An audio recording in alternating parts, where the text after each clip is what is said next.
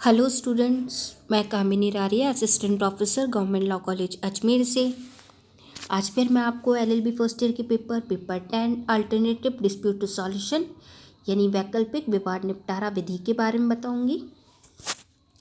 हमारा ये पेपर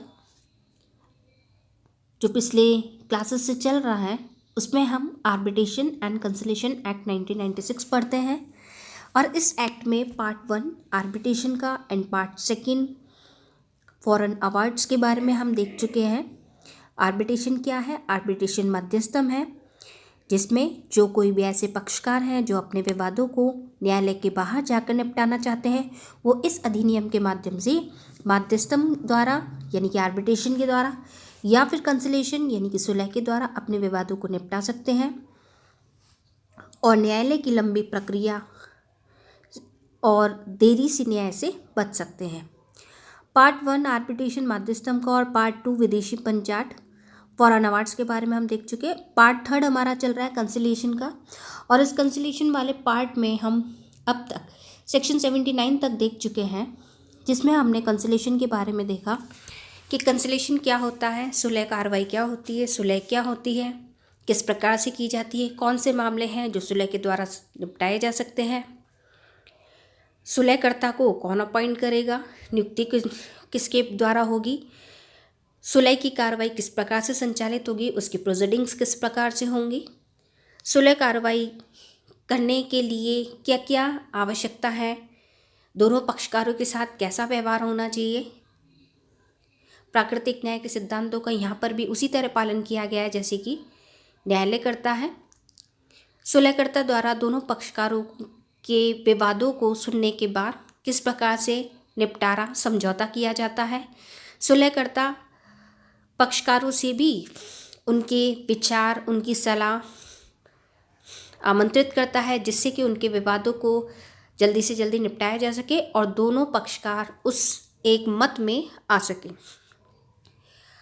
हम बहुत सारे सेक्शन इसमें पढ़ चुके हैं और आज हम सेक्शन पढ़ेंगे सेक्शन 80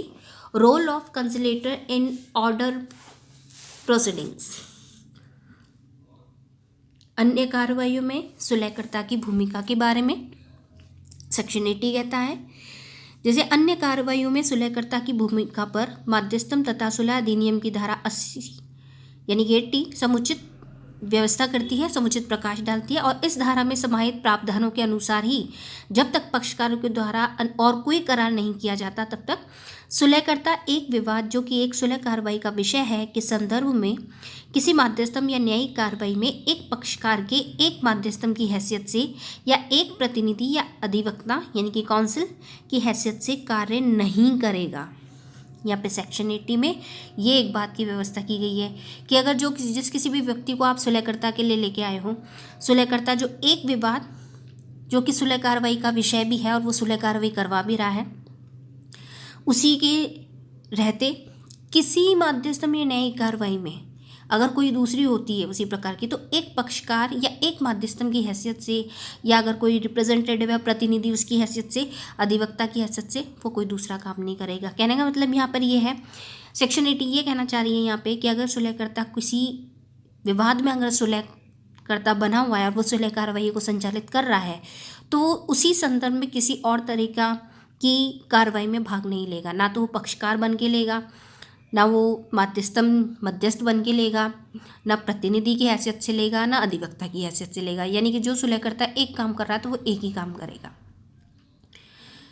दूसरा इसमें यहाँ पे ये भी है कि सुलहकर्ता को किसी मध्यस्थम या न्यायिक कार्रवाई में एक साक्षी के रूप में पक्षकारों द्वारा प्रदर्शित नहीं किया जाएगा। सुलहकर्ता को अगर एक बार किसी व्यक्ति को जिसको सुलहकर्ता अपॉइंट किया है, सुलह कार्रवाई हो गई तो उस सुलहकर्ता को किसी मध्यस्थम कार्रवाई अगर कोई होती है या कोई न्यायिक कार्रवाई होती तो क्या उसको विटनेस के लिए बुलाया जा सकता है? नहीं, पक्षकारों द्वारा प्रदर्शित नहीं किया जाएगा, उसको नहीं बुलाया जाएगा। धारा 80 के प्रावधान पक्षकारों के करार के अधीनस्थ है। अधीनस्थ यानी कि सेक्शन 80 पक्षकार जो पार्टी है वो जो कोई भी एग्रीमेंट करेंगी उसके अंडर में होगा। यानी पक्षकार धारा 80 के प्रावधानों के प्रतिकूल करार कर सकती हैं। धारा 80 के प्रावधान तभी प्रभावी होंगे जब तक पक्षकारों के मध्य अन्यथा करार नहीं है। यानी कि सेक्शन 80 तब है जबकि उनमें करार नहीं है। अगर उनमें करार है तो सेक्शन 80 यहाँ पर अप्लाई नहीं होगा। यह धारा सुलहकर्ता पर यह प्रतिबंध लगाती है कि वह सुलह कार्रवाई की विषय वस्तु के संदर्भ में किसी पक्षकार की ओर से किसी मध्यस्थम कार्रवाई या न्यायिक कार्रवाई में प्रतिनिधि या मध्यस्थ या अधिवक्ता की हैसियत से काम नहीं करेगा, जो अभी भी मैं आपको बताया है। मध्यस्थम या न्यायिक कार्रवाई में वही विषय वस्तु जो सुलहकर्ता की विषय वस्तु रही हो, जो अभी बताया है कि अगर एक बार वो कहीं पर है सुलहकर्ता तो उसको दोबारा से मध्यस्थम के लिए या कोर्ट में या किसी भी तरह की प्रोसीडिंग में उसको प्रेजेंट नहीं करेंगे, साक्षी के रूप में उपस्थित होने के लिए नहीं कर रहे हैं। फिर सुलहकर्ता को किसी मध्यस्थम या न्यायिक कार्रवाई में सुलह कार्रवाई के किसी पक्षकार की ओर से साक्षी के रूप में भी उपस्थित नहीं हो सकता, यानी कि वो कार्रवाई में तो भाग नहीं लेगा, लेकिन अगर उसको विटनेस के एज अ विटनेस के लिए उसको बुलाया जाता, गवाह के रूप में बुलाया जाता, तो भी नहीं बुलाएगा। परंतु यदि सुलह के पक्षकार आपस में करार कर सुलहकर्ता को किसी पक्षकार की ओर से साक्षी के रूप में उपस्थित होने का करार करते हैं तो सुलहकर्ता किसी मध्यस्थम या न्यायिक कार्रवाई में किसी पक्षकार की ओर से साक्षी के रूप में उपस्थित हो सकेगा। देखिए यहाँ पे सेक्शन 80 पक्षकारों के करार पर डिपेंड होने के लिए बात कर रही है कि अगर उन्होंने पहले से इस तरह का कोई करार किया था कि निकट भविष्य में अगर साक्षी के रूप में, अगर विटनेस के रूप में उनको बुलाया जाएगा तो ही बुलाएंगे, अन्यथा सेक्शन 80 के अंतर्गत किसी सुलहकर्ता को किसी कार्रवाई में नहीं बुलाया जाएगा। धारा 80 का उद्देश्य यह है कि सुलह कार्रवाई में किसी पक्षकार की ओर से उसके पक्ष या विपक्ष में सुलहकर्ता को उसकी स्थिति का प्रयोग करने से वंचित या प्रतिबंधित किया जाए। जरूरी भी है ये। इसके अलावा सुलह कार्रवाई के दौरान विवादित विषय वस्तु से संबंधित कोई जानकारी या संसूचना जो सुलहकर्ता के संज्ञान में आई है उसका प्रयोग किसी पक्षकार से संबंधित किसी मध्यस्थम न्यायिक कार्रवाई में न करने की अनुमति सुलहकर्ता को प्राप्त नहीं होनी चाहिए, होनी ही नहीं है वहाँ पे,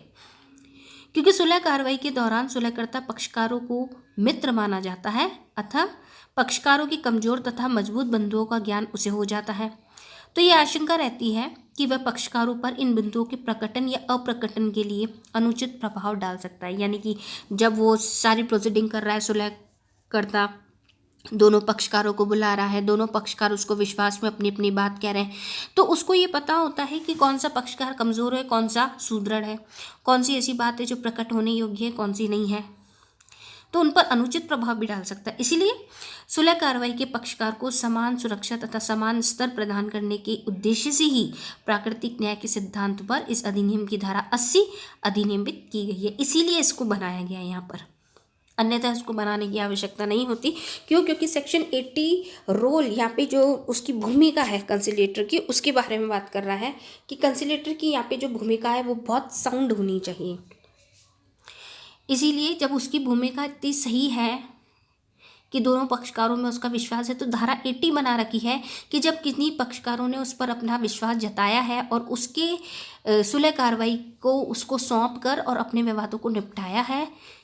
तो निकट भविष्य में किसी तरह की कोई कार्रवाई होती है तो सुलहकर्ता को गवाह या किसी भी तरीके से नहीं बुलाया जाएगा। लेकिन अगर पक्षकारों ने करार कर रखा है तो ही उसको बुलाया जा सकता है। तो ये सेक्शन 80 एक तरह से कवच भी दे रहा है दोनों पक्षकारों को।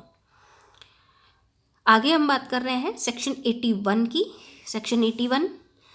Admissibility of evidence in other proceedings, अन्य कार्रवाइयों में साक्ष्य की ग्राह्यता के बारे में,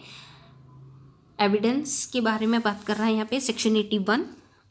और सेक्शन 81 कहता है पक्षकारगण, इस धारा के अनुसार पक्षकार जो है दोनों पक्षकारगण मध्यस्थम या न्यायिक कार्रवाई में साक्षी के रूप में विश्वास नहीं करेगा या प्रस्तावित नहीं कर सकेगा, चाहे ऐसी कार्रवाई इस विवाद से संबंध रखती हो या नहीं जो सुलह कार्रवाई का विषय है। सेक्शन 18 इस बात के लिए साफ ये बात कह रही है कि कब एडमिसिबिलिटी है, कब ग्राह्य है, कब रेलेवेंट है। तो दोनों पक्षकार मध्यस्थम न्यायिक कार्रवाई में साक्षी के रूप में विश्वास नहीं करेंगे या प्रस्तावित नहीं करेंगे, जो भी है, मतलब कि एविडेंस नहीं देंगे। ऐसी कार्रवाई इस विवाद से संबंध हो चाहे नहीं हो, कोई फर्क नहीं पड़ेगा, लेकिन वो एविडेंस के बारे में मना कर रहे हैं। तो सुलह कार्रवाई का विषय विवाद का संभाव्य या असंभव निपटारे के बाबत दूसरे पक्षकार द्वारा व्यक्त किए गए दृष्टिकोण या दिए गए सुझाव के बारे में। सुलह कार्रवाई के अनुक्रम में, यानी कि जो सुलह कार्रवाई हो रही है उसी के बीच में दूसरे पक्षकार के द्वारा की गई स्वीकृतियों के बारे में। सुलहकर्ता के द्वारा दिए गए प्रस्तावों के बारे में, क्योंकि सुलहकर्ता भी तो प्रस्ताव आमंत्रित करता है, वो प्रपोजल रखता है दोनों पक्षकारों के सामने कि वो क्या करना चाहते हैं क्या नहीं। फिर ये तथ्य कि दूसरे पक्षकार सुलहकर्ता द्वारा किए गए निपटारे के लिए एक प्रस्ताव को स्वीकृत करने के लिए उसकी सहमति को भी उपदर्शित कर चुका था कि वो जो उन्होंने प्रपोजल दिया था उसकी स्वीकृति है, यानी उसके बारे में, कंसेंट के बारे में। तो सेक्शन 81 ये कहना चाह रही है, इसके प्रोविज़न इस तरीके के हैं कि इस धारा के अंदर जो बात ये बताई गई है, विषय वस्तु जो है, ये धारा कहती है कि विषय वस्तु को किसी मध्यस्थ में न्यायिक कार्रवाई में पक्षकारों द्वारा विश्वास करने या प्रस्तावित करने पर प्रतिबंध है, चाहे ऐसी कार्रवाई के अंतर्गत विवाद से संबंधित रखती हो या नहीं, चाहे वो रिलेटेड हो या नहीं। सुलह कार्रवाई की जो बातें मध्यस्थ या न्यायिक कार्रवाई के दौरान प्रकट करने में प्रतिबंधित है, यह विषय वस्तु संक्षेप में कौन कौन सी है? किसी विवाद के संभावित निपटारे के संबंध में दूसरे पक्षकार द्वारा व्यक्त किए गए दृष्टिकोण या सुझाव, सजेशंस, सुलह कार्रवाई के दौरान दूसरे पक्षकार द्वारा दी गई स्वीकृतियाँ यानी कि एडमिशंस, सुलहकर्ता द्वारा दिए गए प्रस्ताव, यानी कि उसने अगर कोई प्रपोजल दिए थे कंसिलेटर में तो वो, ये तथ्य कि दूसरा पक्षकार सुलहकर्ता द्वारा किए गए निपटारे के लिए एक प्रस्ताव को स्वीकृत करने के लिए अपनी सहमति व्यक्त कर चुका था, या जो यहाँ बात कही गई है, किसी सुलह कार्रवाई में जिन बातों पर इस धारा में प्रतिबंध लगाया गया है वे अपने आप में पूर्ण नहीं है, परंतु यदि उपयुक्त बातों के प्रकटन से दूसरे पक्षकार को कोई हानि होने की संभावना हो तो वे प्रतिबंध प्रभावी हो जाते हैं। तो यहाँ सेक्शन 81 एडमिनिस्ट्रेटिव के बारे में, एविडेंस की प्रोसीडिंग्स के बारे में बात कर रही है कि वो प्रतिबंधित प्रभावी होंगे तो ही, अन्यथा किसी भी तरह की एविडेंस की यहाँ पर आवश्यकता नहीं है। सेक्शन 81 यहाँ पे इस तरह की ये एडमिशन के बारे में बात कर रहा है, जो हम शुरू से भी देख रहे हैं कि मध्यस्थन की कार्रवाई हो चाहे सुलह की कार्रवाई हो, उसमें CPC यानी कि सिविल प्रक्रिया संहिता, सिविल प्रोसीजर कोड और एविडेंस एक्ट यानी कि साक्ष्य अधिनियम के प्रावधान किसी भी तरीके से लागू नहीं होंगे। प्रोसीडिंग इनकी जैसी चलेगी वैसी चलती रहेगी। जैसे सुलहकर्ता ने या मध्यस्थ ने दोनों पक्षकारों से कोई डॉक्यूमेंट मांगे हैं, दोनों पक्षकारों से गवाह के लिए बुलाया है, या दोनों पक्षकारों से जो कोई भी आवश्यकता पड़ी या फिर प्रशासनिक सहायता लेने की आवश्यकता पड़ी तो वो सब कुछ तो कर सकते हैं, परंतु यहाँ पे जो विधि की प्रोसीडिंग्स हैं, जो CPC यानी कि सिविल प्रक्रिया संहिता और साक्ष्य अधिनियम एविडेंस एक्ट के अकॉर्डिंग जो कोई भी इसमें नियम है वो यहाँ पर मध्यस्थन की कार्रवाई में या सुलह की कार्रवाई में प्रभावी नहीं होंगे। इसलिए सेक्शन 81 कहती है admissibility of evidence in other proceeding, अन्य कार्रवाइयों में भी साक्ष्य की ग्राह्यता के बारे में बात कर रही है। तो साक्ष्य की ग्राह्यता वहाँ पर आवश्यकता नहीं है जहाँ पर कि मध्यस्थन सुलह अधिनियम के प्रावधानों के अनुसार प्रोसीडिंग चल रही है, कार्रवाई चल रही है। हम यहाँ पे मध्यस्थम एवं सुलह अधिनियम के सेक्शन 81 तक हम देख चुके हैं, जिसमें हमने सेक्शन 1 to सेक्शन 80 तक आर्बिट्रेशन के बारे में देखा था, और सेक्शन 1 to सेक्शन 60 तक और सेक्शन 61 to सेक्शन 81 तक सुलह के बारे में हम देख चुके हैं आज की क्लास में। अगली क्लास में इसके कुछ एक सेक्शन देखकर हम आर्बिट्रेशन कंसिलेशन एक्ट जो ये अधिनियम पढ़ रहे हैं इस पेपर में, इस अधिनियम को, इस एक्ट को हम पूरा करेंगे। Thank you students.